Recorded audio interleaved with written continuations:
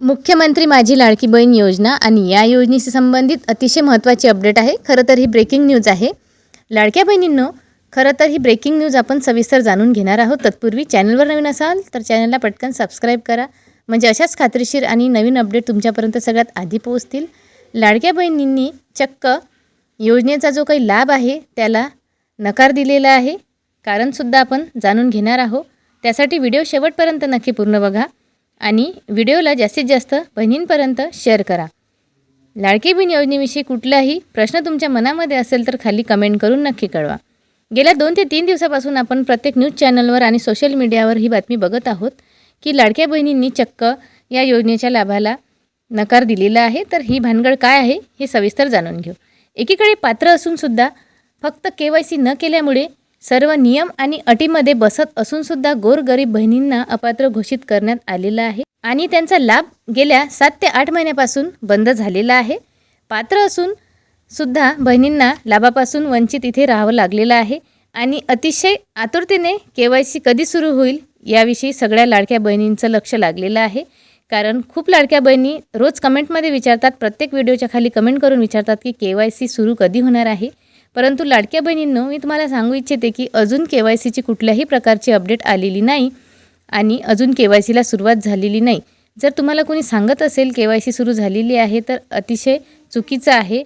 कुठेही गेले तुम्ही, कितीही पैसे दिले तरीसुद्धा तुमची KYC होणार नाही, कारण ऑनलाईन पोर्टल पूर्णपणे बंद आहे आणि अजूनही KYCला सुरुवात झालेली नाही. जेव्हा काही अपडेट येईल मी तुम्हाला स्वतः आपल्या व्हिडिओच्या माध्यमातून सविस्तर माहिती देणार आहे. एकीकडे पात्र असूनसुद्धा KYC न केल्यामुळे बहिणींना लाभापासून वंचित राहावं लागलेलं आहे. परंतु दुसरीकडे मात्र काही बहिणी 2 योजनेचा लाभ घेत आहेत.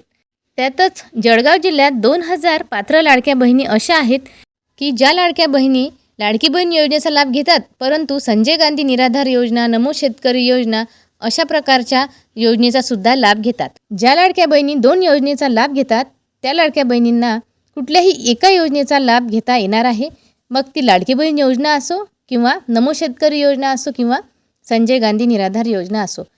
कारण सरकारने जेव्हा लाडकी बहीण योजनेचे फॉर्म काढलेले होते तेव्हा त्यामध्ये नियम आणि अटीमध्ये असं दिलेलं होतं की याआधी तुम्ही कुठल्या तरी सरकारी योजनेचा लाभ घेत असाल तर ह्या योजनेचा लाभ तुम्हाला घेता येणार नाही. तरीसुद्धा बऱ्याच बहिणींनी फॉर्म भरले आणि डबल योजनेचा लाभ ह्या घेत आहेत. 2 योजनेसाठी त्या पात्र झालेल्या आहेत.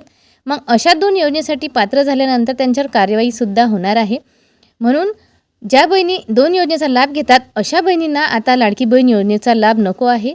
त्यामुळे त्यांनी आपल्याच जिल्ह्यातील महिला व बाल विकास विभागाकडे जाऊन अर्ज दाखल केलेले आहेत की त्यांना लाडकी बहीण योजनेतून वगळावं, कारण त्यांना या योजनेचा लाभ आता नको आहे, कारण दुसऱ्या योजनेचा लाभ त्या घेत आहेत. ही माहिती फक्त जळगाव जिल्ह्याची आहे आणि प्रत्येकच जिल्ह्यात अशा महिला असतील ज्या 2 योजनेचा लाभ घेत असतील तर त्या लाडक्या बहिणींना सुद्धा आता या योजनेतून वगळण्यात येणार आहे. कारण सरकारची कुठलीही जरी योजना असेल तरी एकाच योजनेसाठी पात्र ह्या बहिणी असू शकतात. तर याच बहिणींना लाडकी बहीण योजनेचा आता लाभ नको आहे, कारण त्या 2 योजनेचा लाभ घेत होत्या. तर ज्या बहिणी पात्र आहेत आणि ज्यांचा लाभ बंद झालेला आहे त्यांना खरं तर लाभाची आवश्यकता आहे. परंतु यामध्ये असं दिसत आहे की काही बहिणी 2 योजनेचा सुद्धा लाभ घेत आहेत. तर माझी महिला व बाल विकास मंत्री आदिती तटकरेताई यांना विनंती आहे की त्यांनी लवकरात लवकर फेरतपासणीला सुरुवात करावी आणि अशा महिलांना वगळण्यात यावं आणि ज्या बहिणी पात्र आहेत, सगळ्या नियम आणि अटीमध्ये बसतात अशा बहिणींना एक संधी द्यावी. मग ती KYC परत सुरू करण्यासाठी सुद्धा संधी असू शकते. तर लाडक्या बहिणींनो, आशा करते आजची ही माहिती तुम्हाला समजली असेल. अशाच नवीन अपडेट बघण्यासाठी चॅनलला पटकन सबस्क्राईब करा, व्हिडिओला देखील लाईक करत चला. कुठलाही प्रश्न तुमच्या मनामध्ये असेल तर खाली कमेंट करून नक्की कळवा. आजच्या या व्हिडिओमध्ये इथेच थांबू. तोपर्यंत धन्यवाद.